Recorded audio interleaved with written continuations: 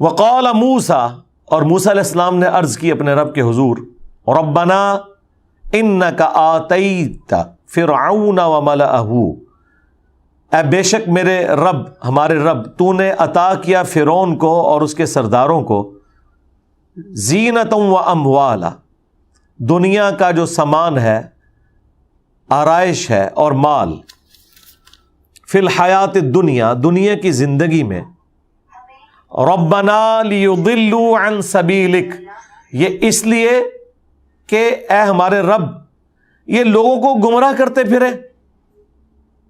اب یہ دیکھیں، یہ موسیٰ علیہ السلام بھی اس طرح کی جرت کر کے دعا کر سکتے ہیں۔ دیکھو یہ تو سیدھا سیدھا میڑ ہے جو ہم کہتے ہیں تانا، اے اللہ تو نے فرعون کو اور اس کے سرداروں کو اس لیے دنیا کی دولت دی ہے کہ یہ خود بھی گمراہ ہو اور اپنے مال کے ذریعے اوروں کو بھی گمراہ کرتے رہے۔ آج بھی دیکھیں پیسے والے لوگ اچھے بھلے دیندار لوگوں کو گمراہ کر دیتے ہیں، اپنے پیسے کے ذریعے گمراہی کے راستے پہ چلا دیتے ہیں۔ تو موسیٰ علیہ السلام کیا کہہ رہے ہیں کہ یا اللہ تو نے فرعون کو اس لیے پیسہ دیا تھا کہ یہ خبیث خود تو جہنم میں جاتا، اپنے پیسے کی بنیاد پہ لوگوں کو خرید کے انہیں بھی گمراہی کے راستے پہ چلا رہا ہے یہ۔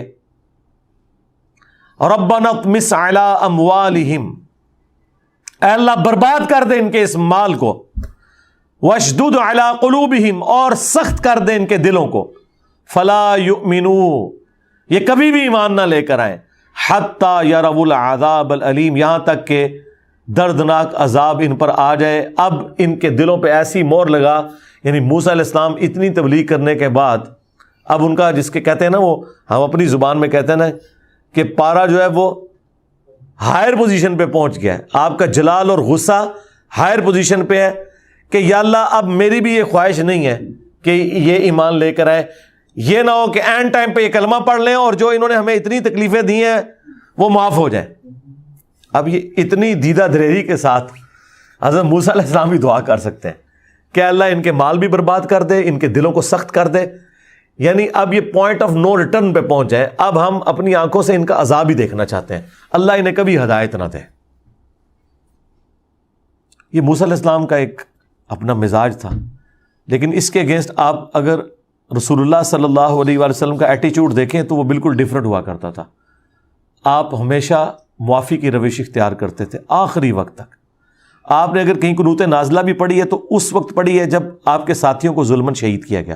اپنی ذات کے اعتبار سے آپ نے ہمیشہ معافی اور درگزر کی روش اختیار کی ہے، حتیٰ کہ وہ جو تفصیلی واقعہ آیا ہے صحیح مسلم کے اندر، طائف کے موقع پر آپ کی مبارک جوتیاں بھی خون سے بھر گئیں، جو آپ کے پیچھے اوباش لڑکے لگا دیے گئے تھے، پتھر مارتے تھے، اور بلکہ حدیث بخاری مسلم دونوں میں ہے، پہاڑوں کا فرشتہ آیا، اس نے کہا کہ مجھے اللہ نے بھیجا ہے، آپ اجازت دیں تو میں طائف کی وادی کو دو پہاڑوں کے درمیان مسل کے رکھ دوں۔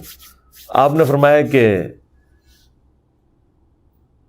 ہو سکتا ہے ان کی آنے والی نسلیں اسلام قبول کر لیں، ٹھیک ہے، اگر یہ نہیں قبول کر رہے تو مجھے ان سے بھی امید ہے۔ آپ نے اللہ تعالیٰ کی طرف سے آئی ہوئی وہ پیشکش بھی ٹھکرا دی۔ ظاہر ہے فرشتے خود سے تو نہیں آتے، وہ اللہ نے بھیجے تھے۔ آپ کی رحمت کا ظہور پھر اس طرح ہوا ہے کہ دیکھیں وہ بنو ثقیف جس نے رسول اللہ کو اتنی تکلیف دی تھی، اس نے اسلام بھی قبول کیا، اور اسی بنو ثقیف کے اندر ہی ابو عبیدہ ثقفی، وہ صحابی اتنے بڑے جو پرشینز کے خلاف لڑتے ہوئے ہاتھی کے نیچے آ کے شہید ہوئے، اور عراق کا کافی حصہ انہی کے ذریعے فتح ہوا، اور پھر ان کا بیٹا مختار بن ابو عبیدہ ثقفی، اس نے قاتلین حسین سے انتقام لیا، وہ بنو ثقیف سے ہی تھا۔ تو آپ دیکھیں اگر نبی علیہ السلام اس وقت وہ آفر قبول کر لیتے تو بنو ثقیف ختم ہو جاتے، جہنم میں چلے جاتے، لیکن اللہ نے ان کی آنے والی نسلوں کی قسمت میں جنت لکھی ہوئی تھی۔ تو جب موسیٰ علیہ السلام نے یہ دعا کی نا کہ یا اللہ نہ اب انہیں ہدایت ملے، ان کے دلوں کے اوپر مور لگا دے، ان کا مال برباد کر دے، اب بس عذاب ہی یہ دیکھیں۔ قال قد اجیبت دعوتکما، تو اللہ تعالیٰ نے کہا کہ میں نے تم دونوں کی دعا قبول کر لی ہے بھائی، موسیٰ اور ہارون، تم نے جو مانگا تھا گرانٹیڈ، فاستقیما، لیکن اب تم نے بھی ثابت قدم رہنا ہے. یہ نہ ہو عذاب آئے تو پھر تمہیں نظر آئے کہ یہ تو میری قوم کے لوگ ہیں, یا اللہ معاف کر دیں ان کو, پھر تمہارا دل نہیں پسیجنا چاہیے. وَلَا تَتَّبِعَانِ سَبِيلَ الَّذِينَ لَا يَعْلَمُونَ, اور پھر ہرگز نہ چلنا اس طریقے پر جو جاہلوں کا طریقہ ہے. اب اللہ سے مانگا ہے تو بس ثابت قدم رہنا ہے اور انتظار کرنا ہے. اللہ تعالیٰ نے تمہاری دعا قبول کر لی ہے. اب وہ آ رہا ہے کہ وہ دعا قبول کیسے ہوئی ہے. وَجَاوَزْنَا بِبَنِي إِسْرَائِيلَ الْبَحْرَ, تو ہم نے پار لگا دیا بنو اسرائیل کو سمندر کی دوسری طرف. یہ سمندری جھیلیں تھیں کچھ صحرائے سینا میں, وہ پورا پورشن جو آتا ہے. آج کے دور میں وہ ساری جھیلیں جوڑ جوڑ کر نا نہر سوئس بن چکی ہوئی ہے, جو اربوں ڈالر کی کمائی ہے مصر کی. پہلے وہ خشکی, پھر آگے سمندری جھیل آتی تھی, پھر خشکی, پھر سمندری جھیلیں آتی تھی, اور یوں اس صحرا کو لوگ پار کرتے تھے. اس وقت تو اتنے ریسورسز نہیں تھے. یہ تو گوروں نے نہر سوئس بنائی. جب سلطنت عثمانیہ سے مصر ان کے قبضے میں آ گیا تو پھر انہوں نے وہ نہر سوئس بنا کے, ورنہ آپ کو پتہ ہے پہلے جب تجارت ہوتی تھی نا, پورے کا پورا جو بر اعظم افریقہ ہے نا, وہ گھوم کے تو اس طرف لوگ آتے تھے. جو کئی مہینوں کا سفر تھا وہ چند گھنٹوں کا سفر بن گیا ہے نہر سوئس کی وجہ سے. آپ ذرا نقشے میں جا کے دیکھیں تو انہی میں سے ایک سمندری جھیل تھی جو کراس کی تھی بنو اسرائیل نے. فَأَتْبَعَهُمْ فِرْعَوْنُ وَجُنُودُهُ بَغْيًا وَعَدْوًا, تو فرعونیوں نے بھی اور ان کے لشکر نے بغاوت اور سرکشی اور دشمنی نبھانے کے لیے ان کی پیروی کی. میرا خیال ہے جب وہ دیکھ رہے تھے کہ حضرت موسیٰ علیہ السلام کے عصا سے سمندر میں راستہ بن گیا, تو کیا یہ اتنا بڑا معجزہ ایمان لانے کے لیے کافی نہیں تھا؟ مجھے آپ خود بتائیں.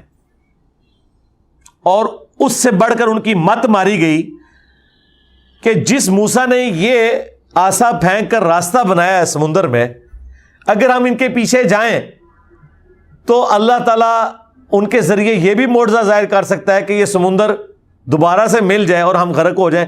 اس طرح ان کا دماغ ہی نہیں گیا.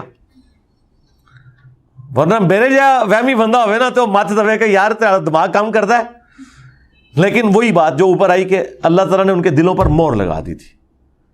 جب اللہ نے مہر لگائی ہے ان کے دماغ میں بھی یہ بات نہیں آئی ہے, حالانکہ یہ کامن سینس کی بات تھی. ایمان بھی لا سکتے تھے, چلو ایمان نہیں لائے, کم از کم یہ بیوقوفی تو نہ کرو کہ پیچھے چل پڑو.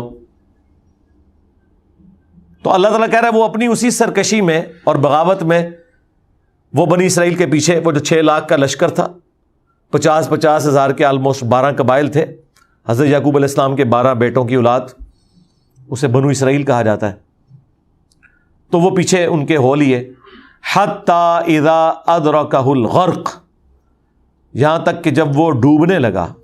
وہ تو پھر قرآن میں آتا ہے نا, دونوں طرف بڑی بڑی موجیں ایسے پہاڑوں کی مانند اکٹھی ہو گئیں, اور وہ راستہ جب بنا, جب وہ سینٹر میں پہنچے تو بنو اسرائیل تو پار پہنچ چکے تھے, تھوڑا سا گیپ تھا اس کے درمیان, اور جیسے ہی آخری بندہ دوسری طرف لگا تو یہ دونوں سمندروں کے پہاڑ آپس میں مل گئے اور وہ غرق ہو گئے. جب وہ غرق ہونے کے قریب تھا, جب آخری غوطہ اسے لگنے والا تھا, قال آمنت انہ لا الہ الا الذی آمنت بہ بنو اسرائیل, تو وہ کہنے لگا کہ میں ایمان لے کر آتا ہوں سوائے اس ہستی کے کہ جس پر بنو اسرائیل ایمان لائے ہوئے ہیں, کوئی معبود نہیں ہے. اللہ کا نام پھر بھی اس کی زبان پہ نہیں آیا, اس نے شارٹ کٹ کیا کہ شاید کوئی چھٹکارا ہو جائے کہ بھئی اس رب کو میں مانتا ہوں جو بنی اسرائیل کا رب ہے. وَأَنَا مِنَ الْمُسْلِمِينَ, اور میں سر تسلیم خم کرنے والوں میں شامل ہوتا ہوں, میں مسلم ہوتا ہوں, اسلام لاتا ہوں. لیکن وہی بات ہے کہ موت کا غرغرہ جب آ جائے تو پھر توبہ قبول نہیں ہے. وہ جامع ترمذی میں واضح حدیث ہے کہ موت کے غرغرے سے پہلے توبہ قبول ہے. اب یہ موت اس نے سامنے دیکھ لی تھی تو اللہ تعالیٰ نے اس کے جواب میں فرمایا الآن, کیا اب ایمان لے کر آئے گا؟ وقد عصیت قبل, جبکہ اس سے پہلے تو بڑا گنہگار تھا، مجرم تھا، وَكُنْتَ مِنَ الْمُفْسِدِينَ، اور تو فتنہ پھیلانے والوں میں، فساد کرنے والوں میں شامل تھا۔ اب سب کچھ سامنے دیکھ کر ایمان لا رہا ہے، کوئی فائدہ نہیں۔ فَالْيَوْمَ نُنَجِّيكَ بِبَدَنِكَ، تو آج کے دن ہم تیرے جسم کو نجات دیں گے، لِتَكُونَ لِمَنْ خَلْفَكَ آیَةً، تاکہ تو بعد میں آنے والوں کے لیے ایک نشانی بن جائے۔ وَإِنَّ كَثِيرًا مِّنَ النَّاسِ عَنْ آيَاتِنَا لَغَافِلُونَ، اور بے شک لوگوں کی اکثریت اللہ تعالیٰ کی نشانیوں سے غفلت برتتی ہے۔ حق قبول کرنے والے ہمیشہ تھوڑے لوگ ہی ہوتے ہیں۔ یہ پھر جسم اللہ تعالیٰ نے باقی رکھا، وہ کافی عرصہ تک تو غائب رہا، آلموسٹ 8 سے 100-150 سال پہلے یہ ملا، اور باقاعدہ آپ کو پتہ ہے میوزیم کے اندر اسے سیو کیا ہوا ہے، اور یوٹیوب کے اوپر اس کی ویڈیوز بھی رکھی ہوئی ہیں۔ اور قرآن کا زندہ معجزہ جو 1200 سال تک قرآن کے نزول کے بعد سے لے کر 1200 سال تک تو لوگوں کی آنکھوں سے اوجھل تھا کہ وہ لاش کدھر گئی۔ مثلا اگر آپ صحابہ سے پوچھتے، تابعین، تبع تابعین سے، کہ جی قرآن تو کہہ رہا ہے کہ ہم نے فرعون کے جسم کو نجات دے دی ہے تاکہ آنے والے لوگوں کے لیے نشانی ٹھہرے، تو وہ جسم کدھر ہے؟ تو انہوں نے کیا کہنا تھا کہ ہے صحیح ہے کہیں، جب اللہ چاہے گا ظاہر کر دے گا۔ جس طرح آج کل لوگ آپ سے پوچھتے ہیں جی یاجوج ماجوج کدھر ہے، بھئی ہم وہی کہیں گے کہ ہے صحیح ہے، جب آئیں گے پتہ چل جائے گا۔